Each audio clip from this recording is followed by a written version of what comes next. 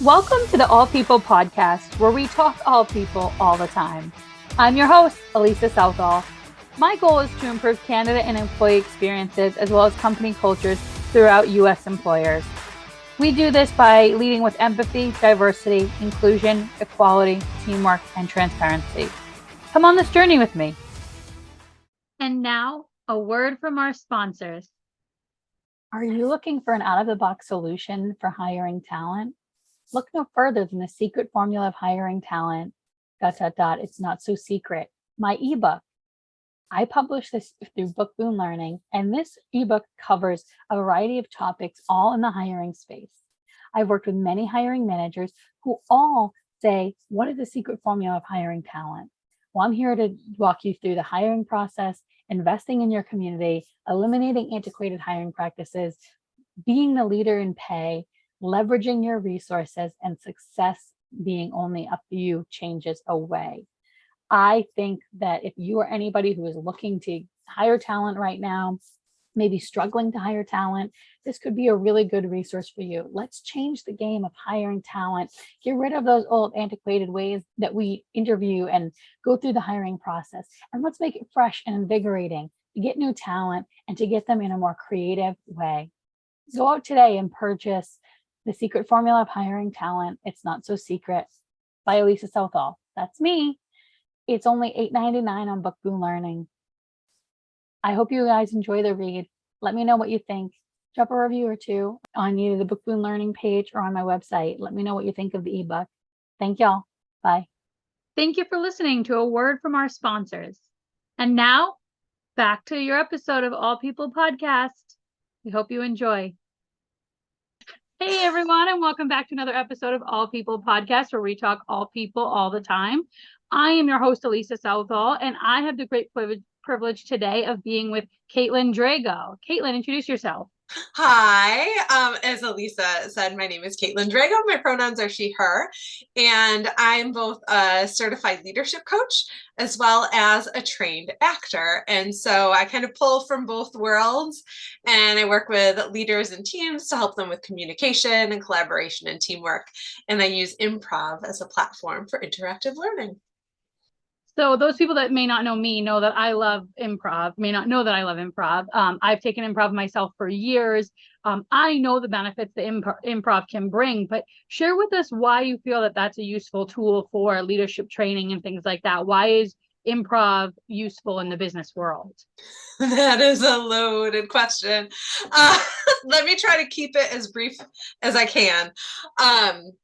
So what I like most about improv is that it really is focused on listening. You know, people look at improv and they might feel a little intimidated of, oh, I'm supposed to be funny. I don't want to get up in front of everyone and perform. But what improv teaches us to do is really kind of forget about ourselves and hone in on the person in front of us, because it is so much about responding to what they've thrown out there, because it is unscripted and we can't respond to something that we didn't hear. And so it forces us again to really focus on that person, be present, be in the moment.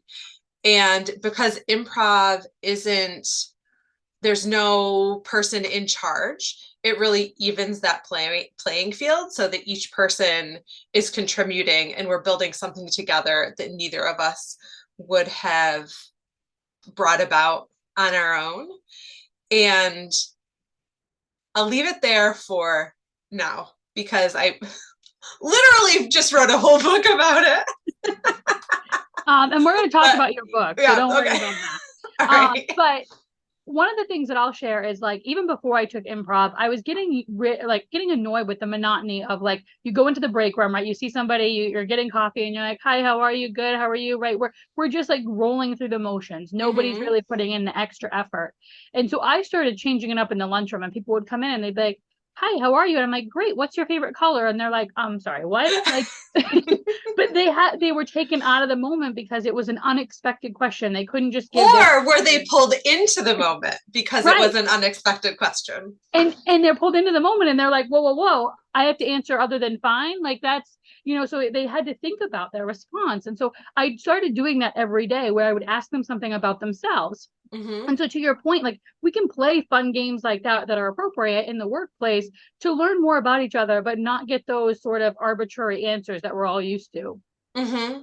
Exactly. Yeah. And it sets the stage for a different way of communicating with one another, where we are more present and we're actually listening to what the person in front of us is saying versus thinking about, our response, our rebuttal, or, what we're going to be having for dinner that night. I guarantee you that each time someone says, if you say, well, what's your favorite color?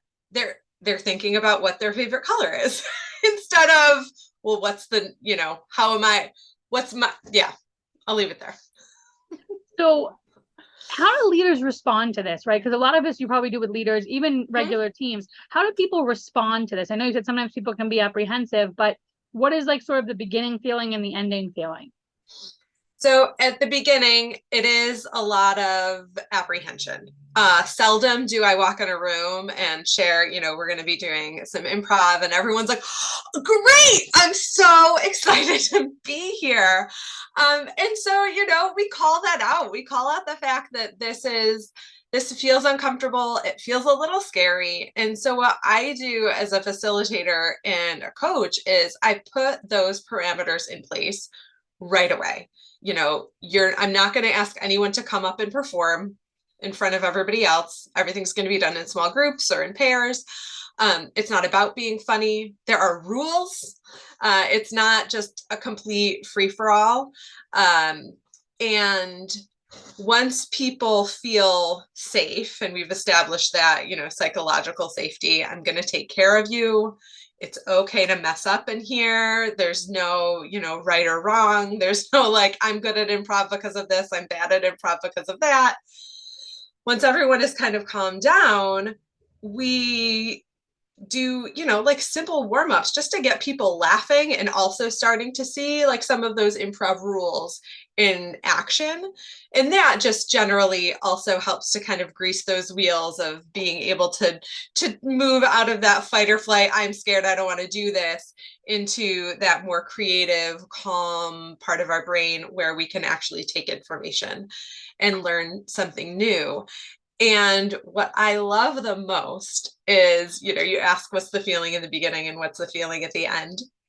What I love the most is having someone come in at the beginning who's very, you can spot them, the person who doesn't want to be here. And at the end says, I thought this was going to be really scary. It wasn't. I had a lot of fun. I learned something new, and I feel more connected with the people around me. And moving forward, I'm going to make a shift in my behavior, whether it's I'm going to listen more, I'm going to be more present, I'm going to try to say yes or look for what can work versus what can't work. Or as simple as I'm going to notice how many times I say but and try to replace that with and. So as you mentioned, right, it improves that communication piece. You Mm-hmm. said, you use things like but or I'm going to communicate differently, right? And I think part of that active listening component that improv can teach us is sometimes we don't understand what the other person is saying, or sometimes what we think they're saying is not what they intended to be Mm-hmm. saying, right? I even think about in improv, I've played a warm-up game where we do one word storytelling, Mm-hmm. or it's like word association, right? And so you Yep. just say the word tree, and then the next person says whatever they think of. And sometimes it's like tree, and then they say like air conditioner, and you're like, where did that even come from, right? Like I don't even know how your brain got to those two places, but it just shows you that we don't all think the same way. Mm-hmm. Mm-hmm. And that's so in improv, we call that A to C thinking. So A to B thinking would be like tree, paper, obvious. tree to air conditioner, it means there was like something in the middle there that they skipped over and went to, instead of saying the obvious thing, went to the next thing. And that's what's really fun about improv, is that especially when you think that, if you think of that one word story, when the story is coming around, you make assumptions as to where you think it's going to go. So you have your word in your mind. But as the story comes and changes, you are also challenged to be in the moment and be ready to let go of what your great idea was, or the obvious first choice, and allows you to think of something different, something either more creative or just what's needed in that moment. And you also mentioned the yes piece. So for those people who are not improv players, the correct response is yes and, right? You always say yes and the yes is I accept your offer and now I'm going to add to your offer as truth, right? Exactly. So if somebody says I saw you at a party, you're not like, no, I didn't see you at a party. You're like, yes, and I was really raging, right? Like you say whatever the thing is. But I think, as you mentioned, that can help in the workplace, because oftentimes we hit barriers, right, where something is in the way and we just say, no, can't do it, no, can't do it, rather than saying we can't do this, or saying yes, but, or yes, and, right, to be able to say, okay, maybe this wasn't a clear path, but we can go this direction. So I like that can add, take some of those barriers away for people. Exactly. And I want to use what you just said as an example of that but versus and shift. So when there is an idea that is put forth, there's not a clear path forward, or leave it at that. You can say, yes, you have this idea. I'm not exactly sure how we're going to do it. You can do two things. You can say, but we're going to see what we can do here. And that person might walk away feeling like, they're probably not going to really rethink this again, ever. If you make that really simple language switch to and, it completely shifts the way that that person feels leaving the conversation. Yes, you want to try this idea out, and we're going to have to look a little bit further into how we can make that happen. You are not being facetious. You are not making promises you can't keep. You are letting that person know that they've been heard. And most people just want to know that they've been heard. And you are letting them know that this can be a collaborative conversation. You're not completely shutting them down. They're going to walk away feeling probably a lot more positive about the interaction, more connected to you, more trusting. And it's just with that simple language switch of saying and instead of saying but. And to your point too of, sometimes there's, our default is to know that can't work, especially if it's something that's uncomfortable or outside of the box. And one of the reactions that I get often is, well, we can't just go around saying yes to everything. And that's true. That's absolutely true.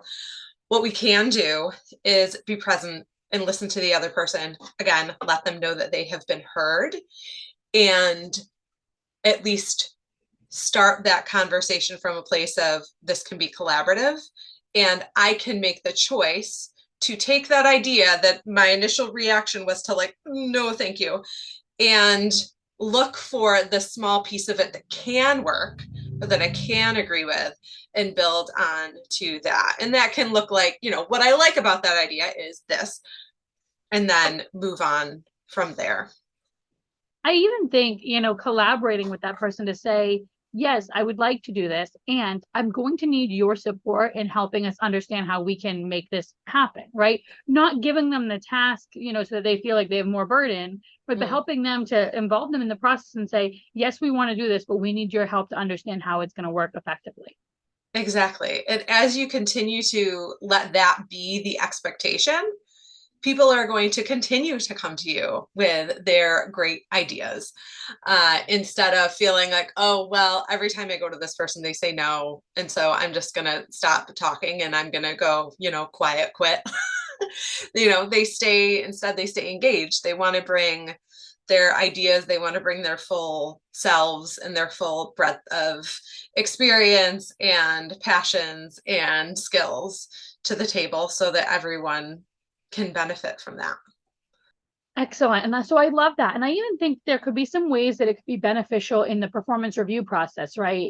Sometimes there can be some challenging things that come up. Sometimes people don't get the pay increases that they want, right? And obviously I advocate for high pay wages in general, but sometimes there can be difficult conversations that arise with performance goals or development goals. And so it can be really great to have those processes already greased and work through, so that when you get to that conversation, everybody feels like they can collaborate equally, and not that this is sort of a manager leading the session. Exactly. Yeah. So what I like to do in my work is, share with people those like basics of improv. We say yes and we make each other look good. Boom. That's our foundation. And then we start to build on, how do we take this and apply this, what I'm going to call the improv approach to having difficult conversations? How do we apply this to giving and receiving feedback? How does this enhance what we might already know about having those conversations? So like you said, if it's in a performance review, it doesn't have to be, I am the manager, I am telling you all of the things. It can be a collaborative conversation. This is what I'm noticing. This is what I'd like to see happen in the future. What do you think? How can we work together to support you in this shift? Or if it is, and especially when it comes to giving and receiving feedback, sometimes that, it's important to share, like, well, what do you want them to do? What are you hoping this next step is? And sometimes as a manager, you don't necessarily know. Like, we're seeing this happen, something really, I'm reducing it down to something very simple, but like, if someone's coming in late, I'm noticing you're coming in late. Maybe as a manager, I don't know how to fix that. I don't know what your situation is. So instead, I'm going to get curious. I'm going to be present with you. I'm going to understand that you are a creative person who's worthy of being heard. And I'm going to open this up as a collaborative process of how can we help you to get here on time? What do you need? So that we can move forward. We can be on the same team here. So what I love about this approach is it sounds like it is for those organizations that want to make that switch to not emotional, but like emotional intelligence, right? That side of leadership, which we all know, studies show, everything proves it. Emotional intelligence and emotional leadership is the most successful way to do leadership and business. But just like putting people first, right? Those are the best ways to do it. I don't know why we're doing anything the opposite. But you're trying to build emotionally intelligent workforces and cultures. And that's where that collaboration comes in. And so I love that you're doing that, because we need more emotional leaders or emotionally intelligent leaders. One of the other things you talked about is culture change, right? And so I want to talk a little bit about that. We've done a little bit where we've talked about how it can shift the communication and how it can shift the power dynamic, right? But I wonder, is there a way for that to help with the diversity, equity, and inclusion piece? Great question. So let me first say that I'm not a diversity, equity, and inclusion professional. I don't do that kind of consulting. I refer that out to people who that's their specialty. What I have done in the past is we can use this improv approach to set us up to have those conversations in a more productive way. So when you do bring in a DEIB professional, you're starting from a place of, yes, these conversations may be difficult. I may be challenged, and I'm going to choose again to be present, to actively listen, to check back for understanding. If I do get confused, I'm going to look for what is true within what the other person is saying versus just like completely shutting it down. And that's not to say that we need to entertain conversations where people are being harmed or there's, hate speech or racism involved. Absolutely not. but it's setting us up to really be with one another and listen to each other in a more compassionate and empathetic way. And hopefully, as we bake in the improv approach to how we communicate with one another, we've also built trust along the way. I like that. Trust is very important in an organization, and it's hard to get, right? Leaders just think, well, my people trust me. And I'm like, but do they, right? Or the surveys show that they don't have trust in leadership. And what are we doing to fix that? And they don't really have an answer sometimes, right? So I think it's these types of exercises where we're all a little out of our comfort zone, right? And we have to just trust that we're all going to support each other while we're out of our comfort zone. And one of the things in improv, for those people that are players might understand, as you mentioned earlier, right? You're both on an equal playing field, but you're there working as a team, right? So if you and I are in a 2-person scene and I say something, right? You're accepting it as truth. But also if I'm trying to get you to say something funny, right? Somebody has to set up the joke. Somebody has to, and not everything has to be funny, but somebody has to set you up. And so sometimes you just have to be the person that's hitting the softballs out of the park, right? Other times you might have to be helping somebody who's thinking in their head too much, and you may have to step in and be like, oh yeah, I was there, right? And like, so it's really about helping one another. And I feel like we can do that a little bit more in the workplace by, picking up the slack for other people, especially in situations where it might be difficult. That one that you mentioned where, that person's coming in late, rather than being like, you're coming in late, we're writing you a warning, right? It's that collaborative conversation of like, what is happening and how can I help you? Exactly. Right? Yeah. And so to put a rule or, around that idea is this concept of making each other look good. When we go out on stage, we are committed to making each other look good. It's not like you said about, well, what's the funny thing I'm going to say? And everyone's going to think I'm brilliant. It's looking for ways to set each other up for success. Understanding if we're all committed to that, then I can take the pressure off of myself to be the funny, brilliant one all the time, And I always say when you watch an improv show and you see the person who's getting all the laughs, they're a good improviser, but the person who's setting them up is the really, really great improviser. And that's who we want to try to be. Because like you mentioned, sometimes it is, if we go back to that idea of the one-word story, sometimes it's not like a fun, juicy adjective that's needed. It's an or a the or an and, which isn't very exciting, but that's what's needed in that moment. Again, we let go of our desire to, be the superstar and allow ourselves to be focusing on supporting others. And that's not to say that we can't be superstars, but that's someone else's. It's almost like it's someone else's job to set us up for that. And that's also not to say that we can't like advocate for ourselves and get better pay and like all those things. But it also doesn't mean that doesn't shift along the way, right? One scene you may be the setter, and the other one you may be the jokester, right? It changes. Yeah. In that one word storytelling you were talking about, I remember like, because we had so many people, it was like every time like I was the one doing the filler word, like the A or the dot, and I was like, guys, I just want a better word. Like and it was like, so then I had to figure out how to end it. Like, okay, did they end it a sentence and now I can start with a more fun and whimsical word, right? Or can I make this sort of very nonsensical that we go to a nice fun word, right? So, but again, sometimes you just have to be like, hey, I'm the person that's just helping you connect the sentences, right?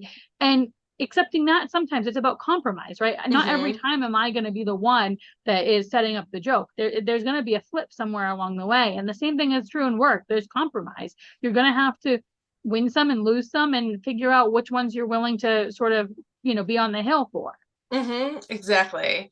And if we think back to your question about diversity, equity, inclusion, and belonging, when you set that stage for making each other look good, when we're looking to make someone else look good, again, we're looking for ways to set them up for success, for ways to get them into the spotlight and allow them to shine.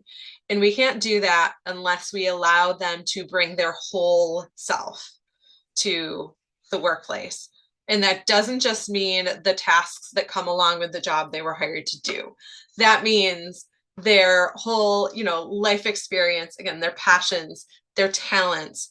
And you have to create a space where they can bring all of that so that everyone can, benefit from the entire whole multifaceted, complicated person and people who we all are.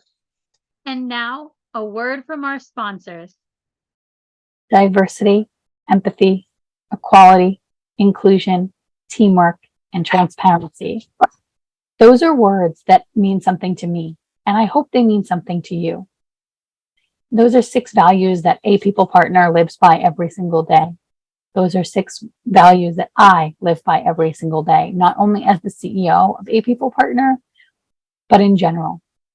If you are somebody like me who lives these 6 values every day and wants to share that with the world, I encourage you to purchase a People Partner t-shirts. These t-shirts are navy blue, come in a men's cut, and range in size from medium to 2XL. On the front, you will find the diamond-shaped rainbow hearts that we have in our logo. On the back, you will see the 6 values in rainbow colors. These t-shirts are $30 and can be shipped anywhere in the US. If you're outside of the country looking for a shirt, send me a message. If none of these sizes fit for you, let me know and I'll add you on the list for the next order. I hope to see you all in your A People Partner swag and representing those 6 values that mean so much to us. Thank you for your purchase. Thank you for listening to a word from our sponsors. And now, back to your episode of All People Podcast. We hope you enjoy. Yeah, I totally agree. And I was also thinking that improv might be a good way to unlock your own biases, right? Because you generally can go, like when I play improv with certain people, right, they always go to a, dirty place, or they always go to a funny place, or like, right. And I can tell when I'm in a scene with somebody, I'm like, I know where this is headed because I know who they are. So I'm then trying to make a shift to be like, no, I want to take you out of your comfort zone. I want to bring you somewhere else. But I think it can help unlock our biases, because what do you often go to? What is the default that you're trying to go to? And that's a bias we have within ourselves. We may not understand why, but rather than continuing the bias, let's say, what if I did this differently, right? And then see where that takes us. Yeah. Oh, I love that. I love that. Yeah. So you also talked about neuroscience, that being a topic of interest for you. Tell me about why you're interested in neuroscience. I just think it's really fascinating how something like improv and laughter just completely shifts the way that we think. We're walking around a lot of, if we're under stress, we're in that fight or flight zone, and everything is a threat because that's what our brains are looking for. We have this negativity bias where we are assuming the worst and looking for the next thing that's going to impact us in a negative way. And that's, based on just our need for survival. And when we do laugh, when we choose to look for what can work versus what can't work, when we do get present and more mindful and really focus on the person in front of us, seeing them as an asset and as someone who is creative and whole, it shifts our brain to this place where we can all be more creative and strategic and more focused in a productive way. And I just think that's really fun. And I love that we can use laughter as a way to get there. It doesn't have to be, I don't know, like a serious thing. It's as simple as laughter that can help shift our brains over to that other mode of thinking and being able to connect with each other and take in information and work together. That's exciting. I was actually in a play rehearsal this weekend, and in improv, we've done this game where it's matching emotions, right? If I laugh, you laugh. If I cry, you cry, right? And going back and forth. If I yell, you yell. Well, we were in a rehearsal just for a play I was doing, and he said, I want you to do the play as though everything is hilarious. Like every word the other person said is hilarious. We barely could make it through the script because we were laughing so hard at the fact that laughing so hard, and it was like the funniest thing. But after, we all felt more invigorated, we all felt better, we all were like ready to go at this again in a different way, right? But it was really fun because we just got to laugh for 10 minutes as we went through this play in just extreme laughter, and I was like, it just changed the whole perspective of what we were doing. Yeah. Yeah. And in like the learning and development space, it opens you up to be able to learn the thing that you're there to learn. And so it's just, like supercharging everything that comes after that, because we can actually take in that information and try something new. And it can be contagious. Like, I think when you were saying that, it made me think of a game that we used to play at like Girl Scout camp, and where it was like the haha game, where you put your head on someone's stomach and everyone, like, you lay your back on somebody's stomach. This is really weird. And the first person would start saying ha, the next person would have to say ha ha. And the goal was to keep adding on ha's without actually laughing. But all of a sudden, very quickly everyone was. So their stomach is shaking, so your head's shaking. And it was just, anyway, it's just the contagious piece of it too. We want to be able to laugh. We want to be able to connect. Yeah, that's super funny. I was like laughing because I was like, this is hysterical. That game would be funny for me all the time. So tell me a little bit. I want to go to a little bit more as you as a person. Although you're a certified coach right now, Yes, you used to be a certified sword fighter. Yeah. Yes. Tell me about that. I think and I think those certifications lasted a year, maybe two, so it was short-lived. But no, when I went to school for acting, and stage combat was one of our classes. And so at the end of the semester, a certification person came in and we had to do a sword fight choreography and get that certification. So it was on a long sword, which is called a rapier, and a dagger in the other hand. So for a short while, I was certified in rapier and dagger. But then after that, it did end up serving me in a way, because when I lived in Los Angeles, I was an understudy at a stunt show called the Pirate Dinner Adventure. If you think of very fancy, big time actor over here. If you think of like medieval times, but on a pirate ship. And so there was some sword fighting involved in that. So I got to, pull out some of those skills and apply them in a real world work situation. I'm sure that's not something most people can say, that they were certified in sword fighting. So kudos to you. Oh, thanks. I think you should get that certificate back. Right. Get myself recertified in that. You can. Who needs a disc certification when you have a sword fighting certification? You can get like TikTok videos. It's like the sword fighter, right? I mean, you can totally do that. I think at this point there are people who are much more skilled and well qualified, and are probably already doing that on TikTok. You can use it in a video, in an improv game. Right? Who does it? Yeah.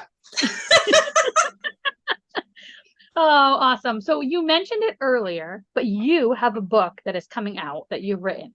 Tell us all about your book. Okay, so what is it called? Where can we get it? What is it about? All right. So what's really fun about this is that it was last week, when we're recording this right now, it was this week that I started writing it, because it was, okay, once all of the kids are back in school and things kind of start to go back to normal, I can start putting some focus time into writing this. So it just very recently has a title, because mostly everything else is done. And so now I need to finally get to that. So it is called Approaching Improv, Communication and Connection in Business and Beyond. So it walks you through the basics of improv, that idea of yes and making each other look good, and everything that comes along with that, and what that looks like, and actually, how to implement that. And then in the second section, it talks about kind of like what you and I were talking about earlier, where it takes the things that we might already know how to do, like having difficult conversations, giving and receiving feedback, having coaching conversations, and looks at how you can infuse that with what I'm calling the improv approach, to make those conversations even more effective and more productive. And then in the third chapter, or the third section, it talks about kind of the broader cultural implications of that, and how to kind of keep it going. There's a little bit of like rah rah.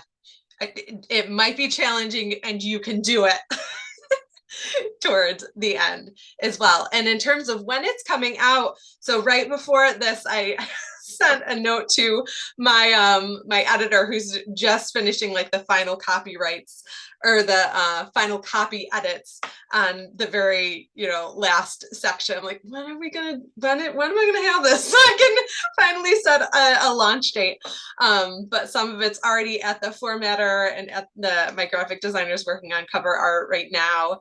And all of that to say, probably sometime in November or December is when it will be available for purchase. A good holiday gift for right? a holiday party at work. Right. I don't care what holiday you celebrate, give it to somebody. Give it to somebody. I always say if there's people, when people ask me, well, who do you work with? Like what industries? I'm like, well, if there's people in a place who need to be able to communicate well with one another, there might be a place where I can help. See, and I'm saying like passive aggressively, if you're having trouble communicating with your boss, you're going to say, I have this great book for you. You should try this. And then we should hire Caitlin. Right. Just passive aggressive. Like, I just think you should read give it a try. Well, and so it's funny. Obviously this is my first time writing a book. And the reason that the title took this long is because I was procrastinating on it. I'll say it's like, I'm going to wait until the end to figure out what this is. And I was talking with my editor, and he's also a journalist. And he said, a lot of times when he's been working with his team and somebody brings to the Slack channel, like, okay, this is what I'm working on, trying to figure out what it's called. Most of the time, it is not the person who wrote it that comes up with the title that ends up getting used. And that was absolutely the case. I had brainstormed some things, nothing really felt really, really right. And we had been talking about, the improv approach. And that's what I refer to in the book once we learn about the yes and concept and the idea of making each other look good. Those two things together equal the improv approach for the rest of the book for brevity's sake. And so he said, I was walking and I thought, what if we just flipped that? And the title was Approaching Improv. And I loved it immediately because I really pride myself on making improv something that is approachable. People think like, oh no, I can't do this. I'm not creative. I'm not funny. I'm not this, I'm not that. First of all, everyone is creative in just different ways. And I love showing them that. And I really, really enjoy making improv something that anyone can do and that anyone can learn from. And so I hope that this book, if there is someone who's like, oh, I don't know, that this can be, dipping that toe in and seeing what it can look like. It's interesting that you talked about the title, because as somebody who does write novels, I have not published any yet, but I'm working on it. It's funny because I feel like it's true, because we're so attached to the material, the content, that I'm like, oh, well, I like this and I like this, and oh, that's awful. And like, you're just going back and forth. And so it's sometimes you need the other person to be like, this is really what shines, right? And that's why we have editors and copy editors and even, all of that kind of stuff. But I had a teacher in college, a professor, and he said, we wrote this short story, and he said, okay, now I want you to put it in a drawer, and we're not going to open it again until the end of the semester, because we were all like, this is our best story we've ever written, greatest thing ever, right? Because we were so close to it. We opened it and like we took it out at the end of the semester, and we're like, this is the worst piece of junk I ever wrote, right? But like at the time, we couldn't conceptualize past where we were sitting, because we thought it was the best piece of information. And now he was like, how can you take it and like make it better and add to it? But it was nice to have the exercise to remind us that like what we think is great today, if we sit on it, we might have more to add later. We might have more juice, more things to bring to that later in life. Absolutely. Yeah. When so for anyone who hasn't written a book, you go through the first concept of oh gosh, I'm going to mix them up now. Content editing, where Developmental editing. developmental editing. Thank you, Lisa. Speaking from experience. Thank you. Where the editor goes in, and I thought like, oh, Jeff is going to go in and he's going to just make it all better for me. And which was not that you're laughing so hard on mute right now. Rightfully so, because what I got sent back was, lots of questions. And what does this mean? And can you tell me more about this? Can you show me, not tell me here? I was like, oh, I have more work to do, don't I? And it is exactly what you're saying, because having somebody else from the outside look at it and say, oh, you can add more here. And it really does challenge you to look at what else there is to share in that moment, or what you can clarify. And I think about like really, really great bosses or managers who, you're like, here's the thing. And they're like, okay, well, what else? You're like, there couldn't possibly be anything else. You're like, yeah, I think there, and they see that extra in you, and they give you that opportunity to push yourself and see, what else. Well, and to your point about the clarify thing, right? There are some things that like you as the writer, you're like, I knew exactly what I was saying. Mm-hmm. This is very clear to every audience. And then they get it and they're like, I have no idea what you're talking Yeah. about.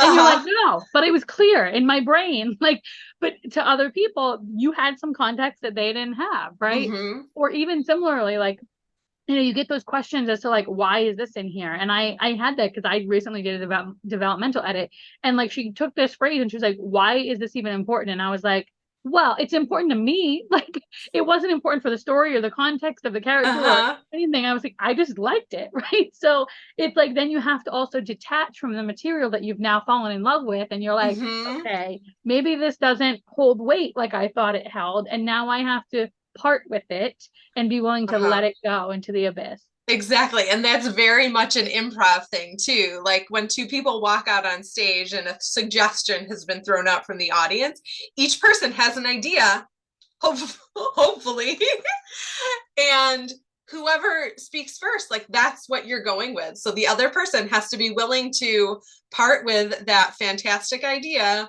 that they had in order to support the other person.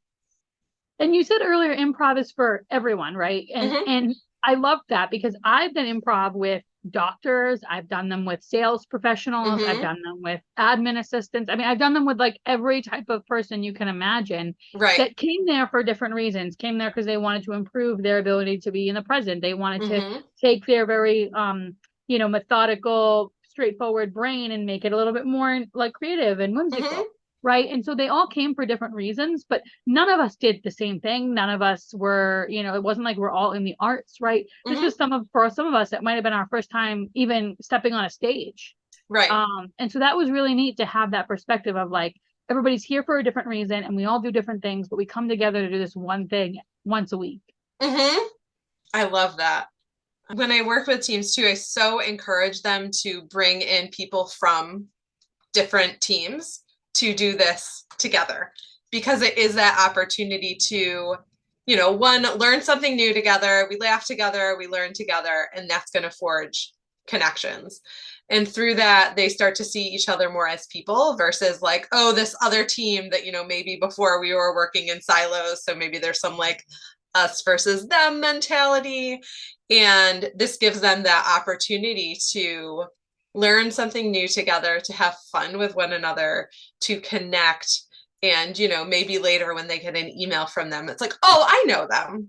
I did a funny thing with them. And we were both really uncomfortable. And now we are, bonded for life. But it is that opportunity to bring people from, across an organization and build that community and those relationships. 100% agree. I love that. So you also mentioned that you have 2 children. And so I know that your children are young. You ever try some games with them to get them to like conflict resolution, in order to help argument? Yeah. So this idea of what I like about that idea is That's really, really helpful with my third grader because he has a lot of ideas. And we could spend the whole day being like, no, we can't do that. But it's like, okay, well, what I like about that is this. And so let's do this. And then he feels like, and I can even see him when I say what I like about that, like he leans in, he wants to know, like, well, what is it? What do you like about my idea? It's that little kid in all of us that's like, I have this really good idea. And maybe it took a lot of guts for me to come to someone who is at a real or perceived position of power and share what it is that I'm thinking about, and giving them that opportunity to like have some of that validation and like, I see you, I hear you, and what you have to contribute is of value. And then funnily enough, I did some work with some grown-ups in his world who he knows, and he was is always curious about, what mom, what do you do? And and I told him about the one word story game that we played together. And so then he wanted to play one word story together. And then when we were in the car, he wanted to play one word story with his little sister too. And so it is absolutely like, yes. I've read a lot of, like communication and culture books and things. And also as a parent, I've read a lot of parenting books, and I've noticed that there are a lot of common themes across the two. Everyone wants to know that and this is not to say that you treat your employees like toddlers and in elementary school children. It is to say that everyone does want to be heard. Everyone wants to be seen. Everyone wants to be valued. 100%. And I have to share. So my niece watched me do improv because we were doing it virtually. And so she attended the virtual shows. Oh, she thought it was the greatest thing ever. And so she's 11 now. Mm-hmm. So she wasn't always 11 when I was doing the shows, but so in the car, every time we're driving now, we do this thing where we both make a noise, and we have to making different noises, whichever noise comes to our head. And you've probably played this, and then you're doing it as loud as you possibly can. And then once you get to the loudest you can, you stop, and then you come back down to the quietest you can. And so we're just doing this at the same time. We'll do that, or like we'll play one word storytelling games, or we'll be in the car and she's like, Auntie, can you make up a poem about this? Auntie, can you make up a song about this? And she'll just pick something we drive by, like, can you make a song about a fire hydrant? And I'm like, sure. So then I just bust out a song, and she's like, where do you come up with this? I was like, I just let whatever happens up there in the brain. But it's fun for her because she gets to help be creative with me and play games and do fun things, and we try on accents and we do all these other things. Even with my 3-year-old, at certain times of the day, when we're just waiting for something to happen, she's now gotten into like wanting to tell a story together. And so it's just a matter of, and she's a big Peppa Pig fan, so every story starts with Georgie Pig. So Georgie Pig is having breakfast, and then I say, okay, so what did Georgie Pig have for breakfast? Oh, he had pancakes. And then what did he do? And then, and who did he play with? And it's helping her to like start that, storytelling, getting that confidence, hopefully, to listen to the fun idea that comes to her mind and share that too. Yeah, that's awesome. I love that we can incorporate this into, like we said, all different types of people. Mm-hmm. And as you mentioned, we all have this innate need to be seen and heard and valued. And so improv really can help with that, because you have to be those things when you're actively participating. Now, you can be participating in a way that you are not listening, and then you're really throwing everybody off. Right? And I've even had those scenes where you start asking questions, which questions are like a no in improv, right? Big X sign. But you start asking questions, and you're like, you pull yourself out of the moment, because you're like, oh, I'm asking too many questions, so I need to ask those questions. And then you're like, wait, what did my scene partner say? Because I was too really focused on like what I'm trying to do differently, right? And so sometimes when you come out of that moment, your partner can feel it. They can feel the disconnect as you're coming out of it. And that's where they can be helpful and pull you back in and say, wow, and they can either repeat themselves, or they can go a different direction and see what see what happens. Yeah. And what can be fun in those moments where we do, make a little improv flub, is when people jump on that as like that's the game now. if someone says, means something else, but they say this, and you jump on like, okay, well, now this is the world that we're playing in. And audiences love that. And like the people on the team love that, because now we get to just be really silly and take whatever weird thing that actually came out of your mouth and just run with it. And that's that idea of making each other look good too, right? You could be like, oh, you said this. Did you mean this? And then it's like, well, that's not as much fun. And you're kind of throwing your partner under the bus. Or you can choose to like jump on that and take that, what could be perceived as a mistake and really turn it into a gift and an opportunity to do something, that was completely unexpected. And I recently wrote an article about body language also being a form of communication. And believe it or not, people, improv is also about movement. And so there are even games, warm-up games where you play that's a movement and a sound, or just a movement, right? And so your body has to be doing something. You're helping to tell the story. But sometimes in a scene, your body can be the only thing that tells a story, right? That can be the funny part. So it's interesting because a lot of people don't realize that body language is about 70% of how we communicate with people. And the words that we say just go along with that. Right. Exactly. Yeah. And it's fun to look at. So sometimes I'll use a scene that's just like really, really simple, scripted. Hi, how are you? Oh, have you seen the weather today? I don't know. Something that's like just kind of a blank slate. And I'll challenge people to do that scene with one another using either open body language or closed body language, or, one person is open, one person is closed. And they get to observe like what that feels like. And, the other people watching get to see the shift. And, we're saying the same exact words, but what our bodies are doing completely shift the meaning and the relationship between the two people. And the perception of what they're saying, right? Exactly. A lot of times leaders I've dealt with, they're like, well, that's not how I want to be perceived. And I'm like, well, you're the only one that can change your how you're being perceived, right? There are people's perceptions. You can't change their perceptions, but you can do something differently. Right. And so sometimes that's where it comes down. It's like, maybe you just have to change. Maybe when you come into the office, you're not looking at them. You're not approachable. You're coming in more of like this, hard power stance versus being a little bit more open and being a little bit more available and looking at them when they come in to, talk to them. Right. So all those things are something to be mindful of.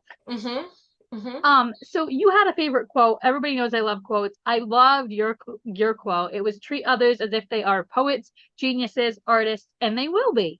I loved that. So that's by Del Close. So everybody treat each other like poets, geniuses, and artists, and then watch them be those things. So where can people find you if they want to reach out to you, interact with you? How do they do that? Yeah, so I'm on LinkedIn. My full name is Caitlin Drago, CAITLINDRAGO. And I also have a website, inspireimprov.com. Don't let spell check change it to improve. It is inspireimprov.com. And those are probably the best ways to find me. Excellent. And as I like to end every episode, I ask about my favorite Maya Angelou quote, which is, I've learned that people will forget what you said, people will forget what you did, but people will never forget how you made them feel. Can you share a time for me when that was true for you? Okay, so I'm going to share two, if that's okay. The first one that I thought of was, when I lived in Los Angeles, I used to work in events and marketing, and the job that we were doing was not, we're not changing lives, we're not curing cancer. But my manager did a really excellent job of showing appreciation and making us feel like the work that we were doing, although kind of dumb, was important, or at least like the effort we were putting into it was important. And that always made me feel really, really good. And then I think of a manager that I had on the flip side who just with like a look could make you feel so, so tiny. And I never want to be that to somebody else. So I guess that's what I take away from that. Thank you for sharing both of those. Mm-hmm. People always go the positive way, and I'm all for that, but there are definitely times when that's been, on the negative side, as you mentioned, that, you know, we've learned from that experience what we don't want to be to other people, right? I think Mm-hmm. that's where we have that. But for your first example, it's really interesting that when somebody can take something you're doing that you feel like this is minuscule, this is repetitive, this is tedious, right? And it might not be exhilarating or exciting, and you're like, I'm just checking a box because that's what I'm supposed to do here, right? Mm-hmm. And they take that and they're like, you're a rock star. And you're like, what? Like, you're an incredible human being. And you're like, I just did the thing you asked me to do, right? So Uh-huh. like, it was nice that they made you feel that way and they celebrated that for you. Mm-hmm. So good job. Thanks. So thank you so much for being here. It's been a pleasure interacting with you. I think we could chat for hours about improv. We have Mm-hmm. to do it one day together. In the meantime, everybody, lead with empathy, act with kindness. Bye, y'all. Thank you for listening to All People Podcast. If you enjoyed our show, I'd love for you to subscribe and leave a 5-star review. The work doesn't end here. If you want to keep the conversation going, find me on LinkedIn or Facebook, or visit my website, apeoplepartnerllc.com. Lead with empathy and act with kindness. Have a great day.